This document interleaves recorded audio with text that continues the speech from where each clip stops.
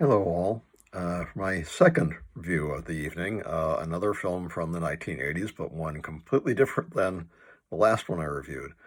There are a lot of King Arthur movies out there, but for my money, there is none better than John Boorman's 1981 classic Excalibur.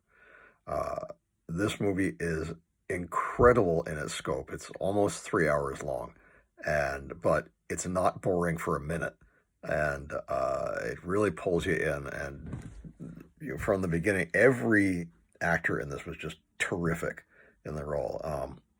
It stars, and I'm sorry, this is a long list, but these people all deserve mention because they all performed wonderfully. It stars Nigel Terry as King Arthur, uh, Nicol Williamson as Merlin, Helen Mirren as Morgana Le Fay, uh, Patrick Stewart as Leon de Grance, um, Liam Neeson as Gawain in one of his first roles, Katrine Boorman as Igraine. I believe that's one of John Boorman's daughters. Um, Nicholas, excuse me, Nicholas Clay as Lancelot. Again, he did a terrific job. Gabriel Byrne as Uther Pendragon. Cheri Lunghi as Guinevere. Robert Addie as Mordred. Paul Geoffrey as Percival. Keith Buckley as Uriens. Clive Smith as Sir Ector. Telsche Boorman as the Lady in the Lake, Colin Redgrave as the Duke of Cornwall, and Neil O'Brien as Sir Kay. Those are the main characters. It was written and directed and produced by John Boorman. And the production design, I have to mention because the production design is terrific, was by Anthony Pratt, and the costumes, again, are great by Bob Ringwald. And it just really, a fantastic story. It goes all the way from the beginning of the story, the battle between, it says that it takes place in the Dark Ages, and land didn't have a king, and England was just these little warring tribes, and needed somebody to unite them.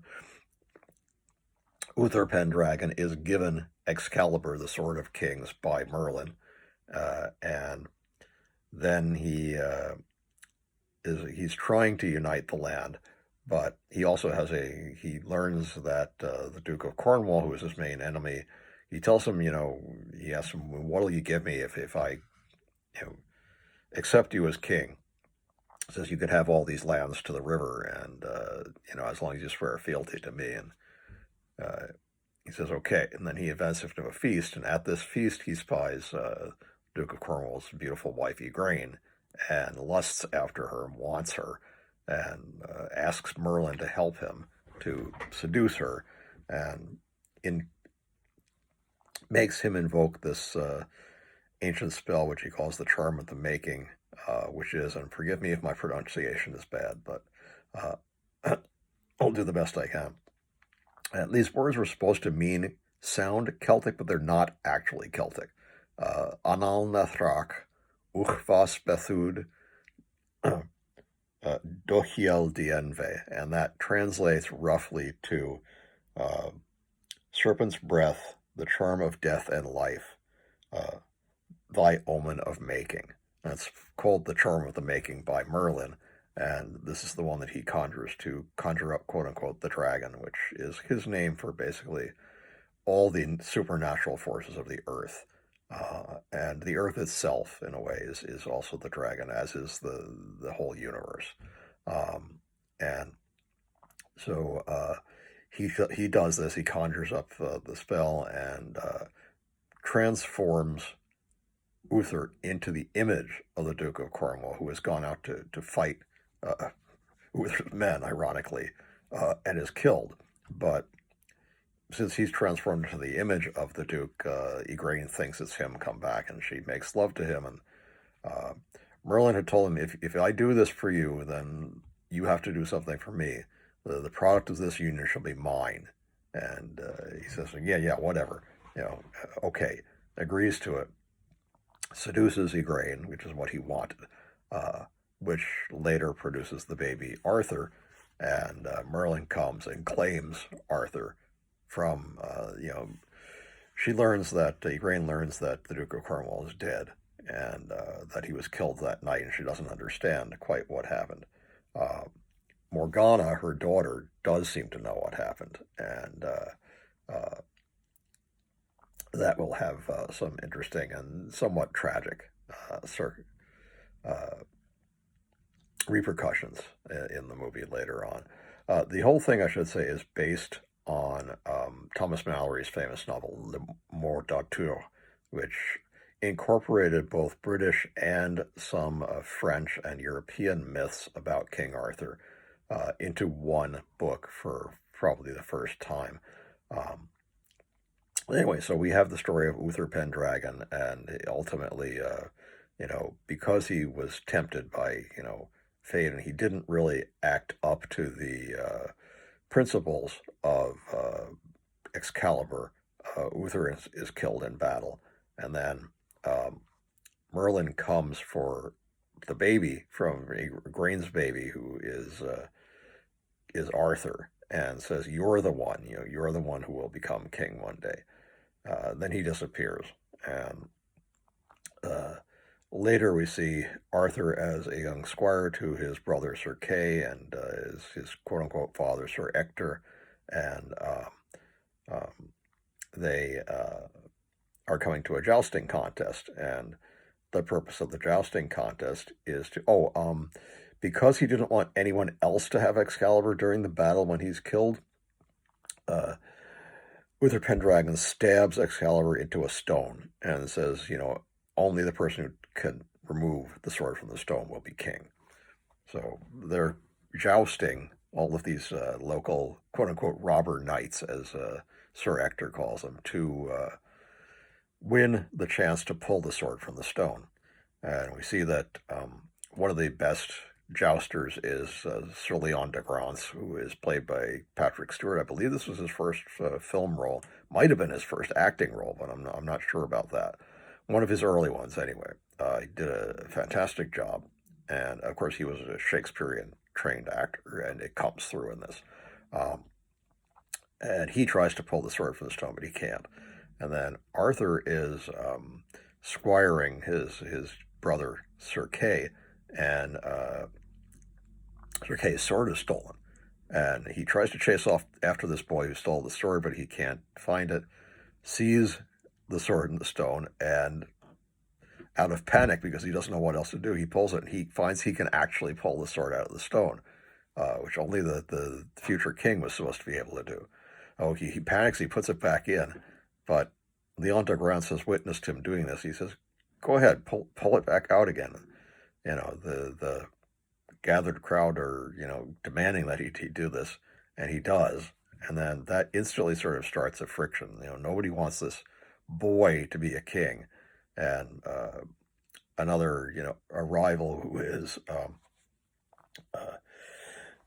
Urien, the knight Uriens, Sir Uriens, I guess, played by Keith Buckley, challenges him and says, "I'm not going to accept any boy as a king," and but Leon de Grance is insistent that everybody stand behind him, and that he pulled the sword from the stone, so he's the future king.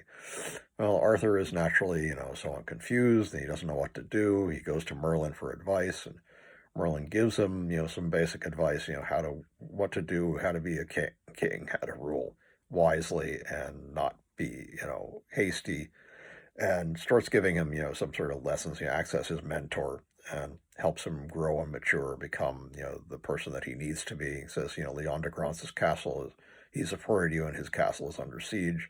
Arthur immediately, goes and rounds up the knights who are loyal to him, and they go and free Leon de Grance's castle. During this process, Uriens, who was the knight who opposed him, and he get into a battle, and Arthur says, somewhat naively, "If you stop and accept me as your king, I will have mercy on you." And Uriens says, you can't offer me that. You're not even a knight." He says, "You're right." He hands him Excalibur and says, "You knight me, and I will grant you mercy." And this takes Merlin completely aback because, of course, Uriens could have killed him. But because he sees that he's honorable, he doesn't, and he does knight him. And then he says, I accept you as king. Only someone who's as brave as Uther Pendragon would have done what you just did. And therefore, I no longer have any doubt of you. And he accepts him as his king. And then, the true beginnings of what will become the Round Table have started. He goes ahead and he forms the Round Table of these knights. They unite England under one banner, and he says, I'm going to create a round table, and from now on we'll always meet in a circle to remember, this night when we all came together. Things progress. He meets Guinevere, who is the daughter of Leon de Grance, and who he had seen at the castle when he rescued him, and falls in love with her, and he asks Merlin, should I marry her? And Merlin is kind of skeptical and says, well, if you do, she'll betray you with your best friend. And he isn't really listening. He just wants to marry her because she's so beautiful, and he does eventually. And prior to that, he had to challenge a knight who was blocking a road he was trying to get across, and he was so good that he defeated all the knights he sent against him, and that turns out to be Sir Lancelot.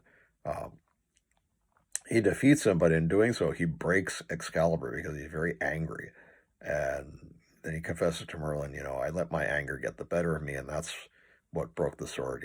I'm not fit to be king, and he throws it back into the lake, and of course, the Lady of the Lake recreates it somehow and offers it back to him. He says, take it, Merlin says. So he takes the sword again, and now Lancelot, who was killed, comes back to life. And will be his, who says, you defeated me, you're the only one who's ever defeated me in battle. I want to be your greatest knight. And he says, yes, you shall be. So he's his champion now, and then he forms the Round Table with, Gawain and Bedivere and all the others, knights of the Round Table, and they start going around and, uniting England under, his banner, and fighting the local, warlords, etc. Eventually they start to kind of get bored, and Arthur says, well, I guess you guys need a quest, and sends them on the quest for the Holy Grail. He is injured by a lightning strike, Arthur, and needs the Grail to resurrect him. Then there's the whole story about, Lancelot and Guinevere betraying Arthur because they fell in love and made love, and he thrust Excalibur between them in disgust. And there's also the story of Morgana trying to usurp Merlin's power and make him, tell her the charm of the making, which he does. And he's taken her under his wing as sort of an apprentice, and hasn't really seen that she's evil. And she kind of imprisons him. Now, in the books, it's not Morgana who does that. It's a woman named Nimue, who was a different sort of a forest fairy kind of person. Again, evil, but that's not who it is in this. It's Morgana. They kept that character out of it. But she imprisons him under the earth, and he's sort of frozen in what looks like a block of green ice. Again, really interesting and fairly well done special effects for the time. The weapons making was fantastic. Whoever crafted Excalibur really knew what they were doing, because it looks like a medieval broadsword. It's got a long fuller, and the crosspiece looks the way they looked at that time, as does the hilt, which is leather wrapped, which again is fairly accurate. And it's about the right length. It's not ridiculously long. It's about the right. Again, people have to remember, broadswords were not for fencing. They're for slashing, hacking, and killing. It was to hack somebody's head off or stab them through the chest, not to, fence with. So that's the reason they were, longer and more powerful. But again, it should be mentioned that all swords there's really no such thing as a sword that like a woman couldn't hold. the heaviest that a sword was, even those like big swords that you see, the Lance Connect swords that have the wavy blade, they only weigh 7 pounds. So if you could pick up a baby, you can pick up a sword. So there's no reason women couldn't have been knights too. But I digress. In the movie, again, as I said, Morgana, it turns out to be evil. She uses the spell of the making to transform herself into the image of Guinevere and seduces Arthur so she can produce a son, and that is, of course, the evil Mordred, played by Robert Addie, who I knew from Robin of Sherwood, which I think was later than this, but he played Guy of Gisborne, who was kind of portrayed as an oaf and is always being defeated by Robin and, dunked in the mud and hit on the head, and kind of a goofy character, but he was very good as Mordred. I think thought came across as a sort of a snarling evil villain type, and very bitter, and he did a good acting job. They do the whole Holy Grail quest, and all the Grail Knights are killed except, of course, Percival, because Percival is pure of spirit, i.e., he was a virgin, and would not succumb to Morgana's attempted seduction, either physical or spiritual. And he eventually recovers the Grail and brings it back to Arthur and cures him of his ills. And now he has to take on Mordred and his army, and does so at the Battle of Camelon, although, again, they don't mention that title. And they also didn't include the thing about they were going to parlay in the story in the Morte D'Arthur. They were going to parlay with Mordred's forces, and a member of Arthur's party saw a snake, an adder, and hacked at it with his sword. And the other people thought that he was being hostile towards them, and that's how the Battle of Camelon allegedly started. Again, these are mythical battles, didn't take place. But everybody, basically, all of his knights, are killed, and eventually it's just him and Mordred and Percival are left on the battlefield. In the book, again, it's not Percival, it's Bedivere who survives, and he and Mordred says, "Come, father, let us grapple at last," and he stabs him through the chest with this big, giant, long halberd, basically. Jagged halberd, and Arthur pulls himself along the halberd and stabs Mordred through the chest with Excalibur. He was told that armor could not be pierced by any weapon made by man. Well, Excalibur wasn't made by man, so it was created by the Lady in the Lake, so that doesn't apply, and he can kill Mordred with it. Later, Percival finds him dying, and he says, Arthur says, take Excalibur back to the lake or any body of water and throw it in. Someday another king will come and it will rise. And at first he goes to the lake, but he doesn't want to throw it in. He comes back to Arthur, who is still dying, on the shoreline, and says, I couldn't do it. He says, do what I told you. And he orders him to do it. And he finally goes back and throws the sword in, and the arm of the Lady of the Lake rises up out of the lake and grabs the sword and pulls it back under. Then he goes back to find Arthur to tell him that he did it, and of course he's not there. He's on the barge being carried away to Avalon to be healed. In the book, again, it's 9 9 maidens who sail him to Avalon, and they only show you 3 in the movie. But again, the only movie that took in the entire sweep of the Arthur legend, all of it, from the very beginning to the very end, and did it in astonishing style. Great music. Of course, they have to, I don't know why, in every medieval movie they have to use Karl Orff's Carmina Burana.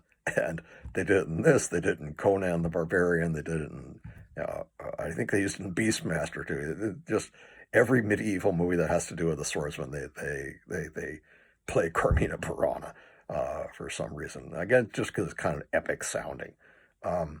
Some interesting things. I told you that Celtic spell isn't really Celtic. I just made it sound Celtic, and that it does actually mean something. Meant to mean basically, the cycle of life and death. and also references to the dragon as being the essential essence of the universe. There is a British heavy metal band called Anal Nathrak, based on those two first syllables of that made-up spell, which I think is kind of cool. I haven't heard them. I'm going to listen to some of their music and see if it's any good. Excellent movie. I highly, highly recommend. I cannot recommend this movie enough. But you're going to have to sit for 2 hours and 20 minutes, so don't drink a large soda before you do it. But we're very, very well worth it. One of my favorite John Boorman films, and I am a very big fan of John Boorman. I love all of his films.